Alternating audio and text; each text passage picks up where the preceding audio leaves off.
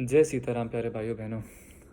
श्री राम और श्री हनुमान सभी देवी देवताओं मेरे गुरुजनों की असीम कृपा है मुझ पर कि मैं हनुमान चालीसा के अर्थ और मर्म को आपके सामने प्रकट करने की इच्छा रख रहा हूँ।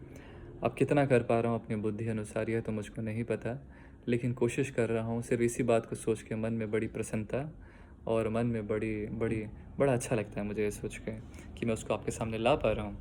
क्योंकि जिस इंसान के जीवन में ये वृत्ति आ गई कि मैं हनुमान चालीसा के अर्थ को समझूं, हनुमान चालीसा के मर्म को समझूं, उसके रहस्य को समझूं, उसके जीवन में परम कल्याण होना निश्चित है। जैसा मैंने अपने जीवन में देखा, यह चीज़, यह वृत्ति आते ही मेरे जीवन का रुख थोड़ा बदलने लगा। और कितना बदला वो है मैं आपको बाद में बताऊंगा। लेकिन आज हम दूसरी दूसरी चौपाई को डिस्कस करते हैं, जिसमें तुलसीदास जी ने लिखा है, रामदूत अतुलित बलधामा, अंजनी पुत्र पवन सुत नामा। यहाँ सबसे पहले तुलसीदास जी हनुमान जी को संबोधित करते हुए राम का दूत कह रहे हैं, राम का सर्वेंट कह रहे हैं, राम का सर्वर कह रहे हैं, राम के चरण कमलों की धूली कह रहे हैं। ऐसा क्यों कह रहे हैं? ऐसे इसलिए कह रहे हैं क्योंकि जब हनुमान जी को कोई राम का दूत कहता है तो हनुमान जी बड़े प्रसन्न हो जाते हैं, बहुत खुश हो जाते हैं। This is the only identification of Hanuman ji that really gives him happiness. आप उन्हें बलशाली कहें, ज्ञान से भरा हुआ व्यक्ति कहें, इससे उन्हें कोई कोई कोई प्रशंसा नहीं हुई, क्योंकि उनमें अभिमान है ही नहीं। He has no arrogance, he has no ego, he has no I. So why would he get happy if you say that, oh, you're so knowledgeable, you're so strong? None of that matters to Hanuman ji. उनके लिए क्या important है कि लोग उन्हें रामदूत जाने, कि उन्हें राम का सर्वेंट जाने।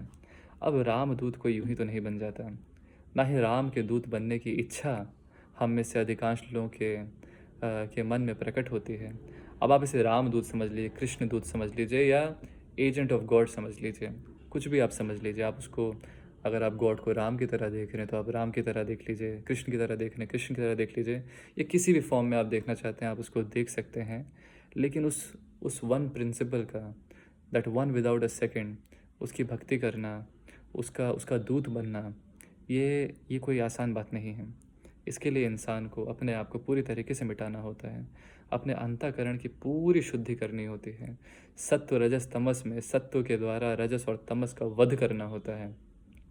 और तब जब वह अंतःकरण की शुद्धि इंसान के अंदर प्रकट होती है, तब वह कंडीशंस क्रिएट होती हैं जिसमें इंसान राम का दूत बन सकता है, राम का सर्वर बन सकता है, राम के सामने अपना सर झुका सकता है। सर झुकाना बड़ी ही कठिन बात है।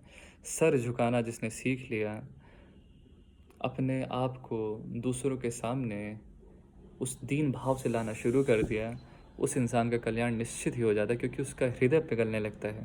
हृदय के पिघलते ही, मन के पिघलते ही इंसान एक अलग ही ब्यूटी को टच कर देता है अपनी लाइफ में। हम में से जिसने इस चीज़ को एक्सपीरियंस किया होगा वो मेरी बात अच्छे से समझ सकते हैं। तो यहाँ पे हनुमान जी वैसे ही व्यक्ति हैं जिन्होंने अपने आप को पूरा मिटा दिया है। मैं क्या हूँ, मैं कैसा चाहता हूँ, मैं ये चाहता हूँ, मैं वो चाहता हूँ, ये सब एकदम ख़त्म है। बस मैं राम का दूत बना रहूं, राम के कार्य करते रहूं, राम जी के सानिध्य में अपना सारा जीवन, उनके काम में अपना सारा जीवन बिता दूं। इसके अलावा मुझे और कुछ नहीं चाहिए। तो ये बहुत ही ऊंची दशा है। तो इसीलिए तुलसीदास जी हनुमान जी को रामदूत अतुलित बलधामा, अतुलित बलधामा का अर्थ क्या है? अतुलित बलधामा मतलब जिसका बल अतुलनीय हो, हु स्ट्रेंथ इज़ इनकम्पेरेबल। अब अतुलित बलधामा तो एक बाय प्रोडक्ट है, जैसा हमने कल भी डिस्कस करा था। जब इंसान भक्ति परायण हो जाता है, जब इंसान अपने मैं को छोड़ देता है, तो उसके अंदर जो डिस्चार्ज ऑफ एनर्जी है, वो डिस्चार्ज ऑफ एनर्जी बड़ी ही तीव्रता से होने लगती है। क्योंकि मैं एक ऐसा सेंटर है जिसने सारी एनर्जी को कंज्यूम कर रखा है। दिन भर ये मैं अलग अलग विचार हमको सोचने मजबूर करता है।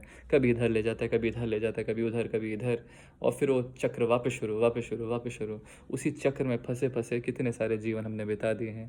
तो उस मैं ने बहुत सारी एनर्जी को ट्रैप कर दिया है। तो क्योंकि वो एनर्जी इतनी ज़्यादा ट्रैप हो गई है, उस मैं ने इतनी ट्रैप कर दी है, मैं कैसा लग रहा हूँ, मैं कैसा दिख रहा हूँ, मैं कैसा बोल रहा हूँ, अरे लोगों ने मेरे बारे में क्या सोचा होगा, सारी एनर्जी उसमें ट्रैप है। और इसलिए, क्योंकि वो इतनी ज़्यादा ट्रैप है, इसलिए हमारे अंदर वो ट्रू स्ट्रेंथ या वो फियरलेसनेस नहीं आ पा रही है। उस मैं के जाते ही, या वो मैं जब जाने लगता है, तो एनर्जी धीरे धीरे हमारे सिस्टम में डिस्चार्ज होने लगती है। और फिर हम एक अलग ही दशा में जाने लग जाते हैं। और उस दशा में जब हम जाते रहेंगे, जाते रहेंगे, जाते रहेंगे, जाते रहेंगे, बिना रुके जाते रहेंगे, बिना डाउट किए जाते रहेंगे, तो हमारी अंतःकरण की शुद्धि होती जाएगी और अंतःकरण की शुद्धि होने के बाद इंसान थोड़ा-थोड़ा हनुमान जी जैसा बनने लगेगा। तो ये इसका अर्थ है रामदूत अतुलित बलधामा, फिर अंजनी पुत्र पवन सुत नामा। इसमें हमें बहुत ज़्यादा डाइसेक्ट करने की ज़रूरत नहीं है। वे अंजनी के पुत्र हैं, अंजनी माँ के पुत्र हैं। अंजनी माँ जो थीं वो भी पावन, उनका भी बड़ा पावन चरित्र था, बड़ी पवित्र थीं, बहुत ही शुद्ध थीं, बहुत ही भक्तिपरायण थीं। एक इंसान जो इतना भक्तिपरायण है हनुमान जी जैसा, तो निश्चित सी बात है उसके माता पिता भी वैसे ही होंगे। और पवन सुत नामा, उनका एक नाम पवन सुत भी है। पवन सुत मतलब जो पवन के अंश से पैदा हुआ है। तो हनुमान जी पवन के अंश से पैदा हुए हैं, पवन के आशीर्वाद से। पवन मतलब एयर, द एयर एलिमेंट। हाँ, तो जो एयर एलिमेंट है उससे पैदा हुए हैं। और एयर एलिमेंट से पैदा होने के भी कुछ राज हैं, क्योंकि हनुमान जी के अगर आप चरित्र को देखेंगे तो वो, उनका चरित्र और एयर का फीचर्स काफ़ी मैच करते हैं। The features of Hanuman ji and the features of vital air matches a lot. Just like the vital air is everywhere, Hanuman ji is everywhere. Just like the vital air is very subtle, very fast. Similarly, Hanuman ji भी बड़े सूक्ष्म, बड़े subtle और बहुत ही तेज़ हैं, बहुत ही तेज़ गति वाले हैं। और भी बहुत सारी आप सिमिलैरिटीज़ में देख सकते हैं। तो आज के वीडियो से हमने काफ़ी कुछ बातें सीखी। हमने सीखा कि क्यों रामदूत बनना कोई आसान कार्य नहीं है। रामदूत बनने के लिए बड़े पापड़ बेलने पड़ते हैं, लेकिन वो जब पापड़ आप बेल रहे होंगे तो आपको कोई दुख नहीं हो रहा होगा। स्टार्टिंग में बड़ी दिक्कत होगी, स्टार्टिंग में बड़ी मेहनत लगेगी। जब आप राम राम राम राम राम राम राम राम राम राम राम कर रहे होंगे तो मन कई बार बोलेगा, अरे क्यों कर रहे हो? अरे तुम्हारा कृष्णा मूर्ति तो कहता है, तुम्हारा ओशो तो कहता है कि राम राम और कोका कोला में कोई अंतर नहीं है। तो इन सब डाउट्स आपके सामने आएंगे, परंतु अगर आप चलते गए, चलते गए, चलते गए, तब आपको उसका असली रहस्य समझ में आएगा, जो आपको हिला डालेगा। मैंने भी काफ़ी साल वैसी फ़िलॉसफी में बिताए हैं जो अद्वैत, एक न्यू अद्वैतन फ़िलॉसफी है, जहाँ पे ये सारी बातें कही जाती थी जिससे हम इन सब चीज़ों से वंचित रह जाते थे। नाम की शक्ति से, रामचरितमानस के पाठ की शक्ति से, गीता का पाठ करना ही भूल जाते थे, रामचरितमानस पढ़ना ही भूल जाते थे, क्योंकि हमारे गुरु हमसे बोलते थे कि कोई अथॉरिटी नहीं चाहिए, कोई किताब मत पढ़ो, सिर्फ अपने आप को पढ़ो। लेकिन अपने आप को आप कैसे पढ़ेंगे? अपने आप को तभी तो आप पढ़ पाएंगे जब आप ऐसी चीज़ों को अपने बुद्धि में रखेंगे जो आपको खुद को पढ़ने में मदद दें।